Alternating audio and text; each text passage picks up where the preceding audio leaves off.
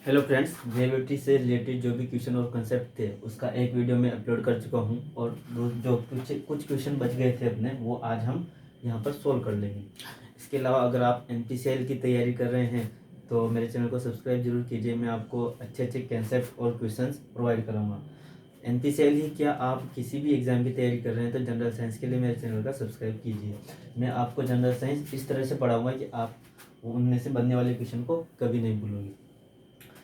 तो देखिए, पहला क्वेश्चन है अपना, यूनिवर्सल लॉ ऑफ ग्रेविटेशन किसने दिया था।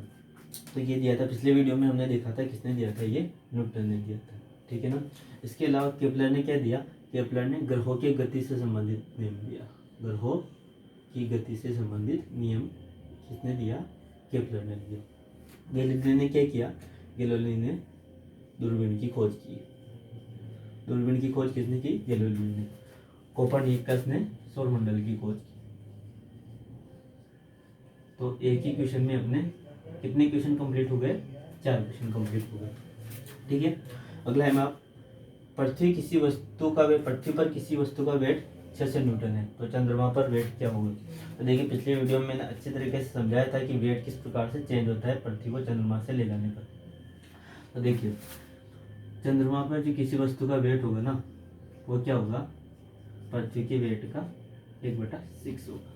तो पृथ्वी पर वेट कितना है, 600 न्यूटन। तो 600 न्यूटन में 6 को भाग दूंगा मैं तो कितना आ जाएगा, 100 न्यूटन। पिछली वीडियो में मैंने वो बताया था कि 12 केजी की वस्तु, 12 केजी नहीं है, वो न्यूटन होगा ना। केजी तो द्रव्यमान का मात्रक होता है, द्रव्यमान तो स्थिर होता है ना, तो वो वहाँ पर न्यूटन होगा। पिछले वीडियो में थोड़ा सा मुझसे मिस्टेक हो गया था ना, तो सॉरी उसके लिए। अगला है हमारा, पृथ्वी पर किसी वस्तु का मास 50 केजी है, तो चंद्रमा पर मास क्या होगा। देखिए, पिछले वीडियो में मैंने समझाया था कि मास क्या होता है, वो कांस्टेंट होता है। चाहे आप चंद्रमा पे ले जाओ, पृथ्वी के पोलर पे ले जाओ, वो मध्य रेखा पे ले जाओ, मास वही रहेगा। 50 केजी की वस्तु है तो मास क्या रहेगा, 50 केजी ही इसका रहेगा। ठीक है ना।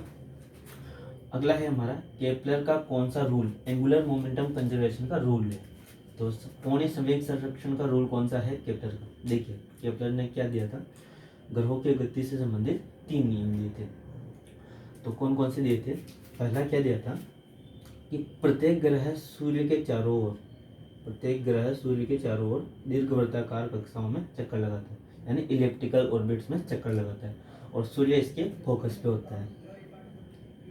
पहला तो ये हो गया दीर्घवृत्ताकार, यानी इलिप्टिकल, दीर्घवृत्ताकार चक्कर लगाता है। प्रत्येक ग्रह सूर्य के चारों ओर दीर्घवृत्ताकार कक्षा में चक्कर लगाता है।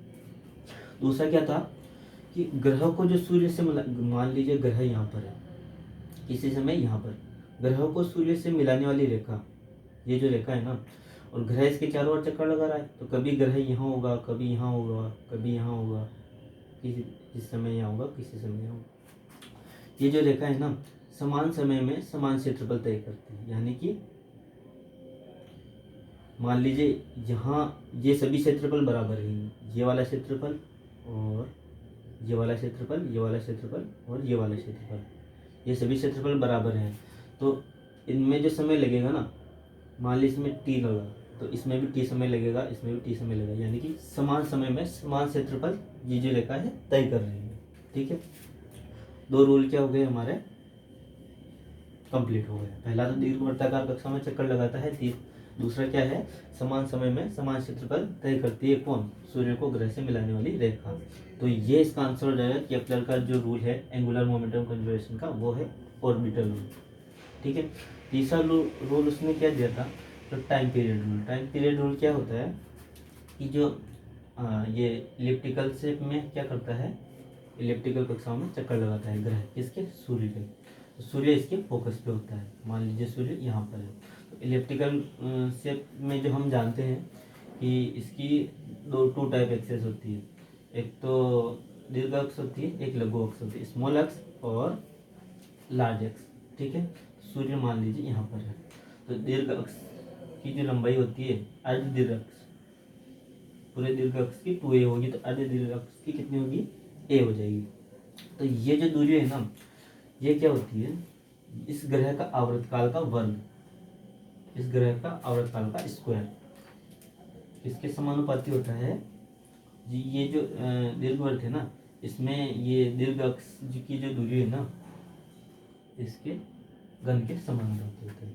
ये क्या है, टाइम पीरियड रूल है इसका, केपलर का। ये तीनों केपलर के नियम जो पिछले वीडियो में छूट गए थे मैंने कंप्लीट करा दिए हैं। अब इसमें से कोई सा भी क्वेश्चन पूछ लिया कि मान लो पृथ्वी का आवर्तकाल 24 घंटा है और उसकी सूर्य से दूरी कुछ भी दे देगा, सूर्य से दूरी मान लीजिए x है, और पृथ्वी का अब सूर्य की दूरी मतलब पृथ्वी की दूरी सूर्य से अब x/2 हो गई या x/2 गुनी हो गई, कुछ भी दे देगा, है ना।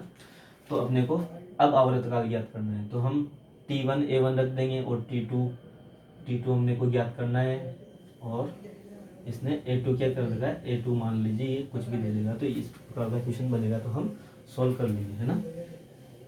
आप इस पे क्वेश्चन लगाना, ऐसा क्वेश्चन बन सकता है ना, क्वेश्चन लगा के सॉल्व करना है। अगला क्या है हमारा, भू स्थिर उपग्रह का टाइम पीरियड। टाइम पीरियड कितना होता है भू स्थिर उपग्रह का, 24 घंटे, यानी कि पृथ्वी का जो टाइम पीरियड होता है वही इसका टाइम पीरियड है। और पृथ्वी के तल से इसकी ऊंचाई कितनी होती है, इसकी ऊंचाई होती है 33,000 किलोमीटर, ठीक है। अगला है, किसी वस्तु का भार कब शून्य होगा, किस स्थिति में शून्य होगा। तो किसी वस्तु का जो भार होता है शून्य कब होता है, जब वस्तु मुक्त रूप से गिरे, यानी फ्री फॉल हो। दूसरा क्या है, बाह्य अंतरिक्ष में ग्रेविटेशन नहीं होता है, तो क्या होगा, उसका भार शून्य होगा। प्रतिक्रिया बल नहीं लगेगा तो शून्य होगा ही। भार क्या होता है, प्रतिक्रिया बल ही तो होता है। ये जो टॉपिक है अपन प्रतिक्रिया बल वाला, ये न्यूटन के बल वाले में उस टॉपिक में पढ़ेंगे। तीसरा क्या है, कृत्रिम उपग्रह, यानी इन तीनों चीजों में क्या होता है, किसी वस्तु का भार शून्य होता है, ठीक है ना। अगला है, पेंडुलम का टाइम पीरियड के लिए कौन सा सत्य है, कौन सा इसमें सही। चंद्रमा पर बढ़ेगा, ध्रुव पर घटेगा, वह भूमध्य रेखा पे बढ़ेगा, केंद्र पर इंफिनिटी होगा। इसमें से क्या होगा, सभी सही है। इसमें से दो जो ऑप्शन है ना, ये चंद्रमा पर बढ़ेगा, ध्रुव पर घटेगा और भूमध्य रेखा पर बढ़ेगा, ये मैंने पिछले वीडियो में अच्छे से क्लियर कराए हैं। जिस भी भाई ने नहीं देखा है वो पिछले वीडियो में जाके देख सकता है ना, और डायरेक्ट याद रखना चाहे तो यहाँ से याद रखता है। मेरे ख्याल से आप लोगों को पिछली वीडियो देखना चाहिए, क्योंकि उसमें मैंने बहुत सारे कंसेप्ट क्लियर कराए। ये चीज़ भूल जाएंगे लेकिन वो कंसेप्ट याद रहेंगे, तो इस क्वेश्चन को हम अच्छे से कर सकेंगे। ये तीसरा वाला क्वेश्चन मैं आपको समझाता हूँ, केंद्र पर इंफिनिटी कैसे होगा। तो पिछले वीडियो में मैंने बताया था कि पृथ्वी के केंद्र पर गुरुत्वीय त्वरण क्या होता है, शून्य होता है। अच्छे से एक्सप्लेन किया था कैसे शून्य होता है ना। तो इसका टाइम पीरियड क्या होता है, पेंडुलम का टाइम पीरियड होता है 2π√L/g। तो केंद्र पर जी 0 हो गया, इसकी जगह मैं 0 रखूंगा। किसी संख्या में 0 का भाग देने पर, कोई भी संख्या है 0 का भाग देने पर क्या आएगा, इन्फिनिट आ जाएगा, तो इन्फिनिट हो जाएगा, यानी कि पेंडुलम का आवर्तकाल पृथ्वी के केंद्र पर इन्फिनिट हो जाएगा। तो ये थे अपने कुछ क्वेश्चन छूट गए थे ग्रेविटी से संबंधित, वो क्वेश्चन मैंने अच्छे से करवा दिए हैं। अगर आप NPCL या किसी भी एग्जाम की तैयारी कर रहे हैं तो मेरे चैनल को सब्सक्राइब जरूर कीजिएगा, मेरी वीडियो को लाइक कीजिए और मेरे साथ जनरल साइंस पढ़ते रहिए। Thank you friends.